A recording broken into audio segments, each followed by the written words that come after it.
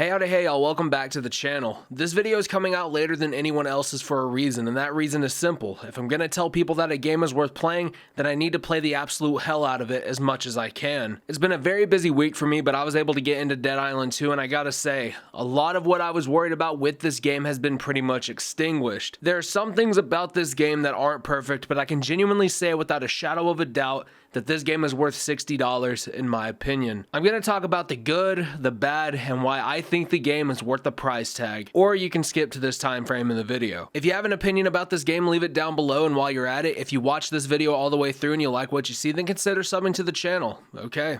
Let's get into it. Dead Island 2 isn't set on an island in comparison to the first game in the series. This game actually takes place in Los Angeles, aka Hell A, as they mention it throughout the game. Alongside that, we have 6 characters. Ryan, who is a cynical firefighter, Danny, a badass punk rocker, Bruno, the SoundCloud rapper who never became successful, Carla, who is the female Brock Lesnar, Amy, who is an emo girl who hates life but loves being athletic, and Jacob, the offspring of Lenny Kravitz. All of these survivors have their own advantages and disadvantages which affect how you play the game. As far as characters go, I really love the diversity they have going on here compared to the first game. In the original Dead Island, you had 4 characters who had 1 major perk each, but were pretty much the same other than that. It was pretty cool for the time, but not that impressive as time went on. These new characters don't have 1 perk or a skill tree that's about as linear as the game QWOP. They have something that I thought was going to kill the game: skill cards. By leveling up or finding them across the game, you'll get skill cards for different categories of your character. These skill cards offer different abilities, buffs, and make playing the game something special to the player. Before we go any further, I have to commend Dambuster for making this game what it is. Yaeger would have fucked this game up more than Activision does their own IPs if Deep Silver went ahead and kept them in the development loop. Off topic, sorry, but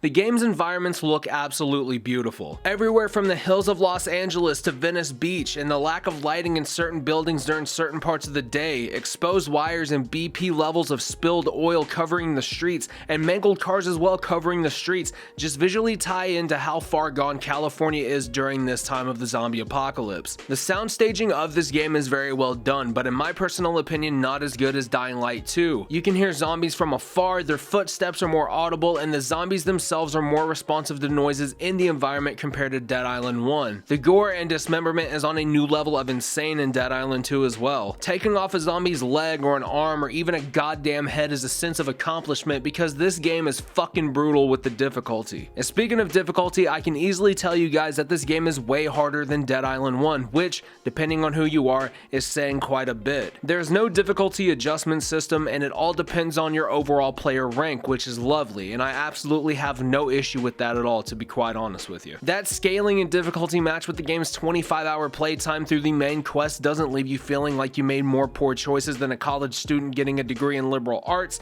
It's gradual, it's hardly noticeable at times, but it always keeps you on your toes. For those that care about side quests, there are plenty that'll give you a nice cooldown from the main story quests. They range from find this person to go grab this and bring it back and beyond that. Let's discuss the weapons real quick because they seem to fall into 2 areas: stronger than the soul of a patriot on the 4th of July, or more fragile than a COD fan's ego. Sure, you get better and stronger weapons the higher you rank up, but you know who becomes stronger? The fucking zombies. You can mod the weapons, and depending on the rarity, you can apply multiple mods and perks to make it something unique and powerful. For example, you can make a katana deal shock damage while making it use less stamina doing heavy attacks and make it more durable. The possibilities are just endless and fun. A little heads up though, do not use the shotgun. These things couldn't erase Kurt Cobain off of the face of the damn planet even if he tried to use it. Use a sledgehammer, a mace, a pistol, use your fists if you have to, just ditch the shotgun entirely. At the end of the day, this game has done what a lot of games haven't been able to do in the past couple years, and that's be fucking playable at launch. I'm not gonna deny that this game has bugs, but I haven't really seen anyone say that they found a game-breaking glitch. It's mostly just audio bugs, things colliding with each other, and the occasional issue where the hitboxes don't register. But that last one I leave up to Desync because 99% of my time playing this game has been in an online lobby. But just because the game has issues doesn't make it a bad game at all. And that's one thing I'm about damn tired of seeing already, is this whole thing of people saying that this game is dog shit. Are you higher than Giraffe Snatch? If you're one of those people who think that, please tell me why. And if your argument is that Yaeger had done a better job at working on this game than Dambuster Studios has, then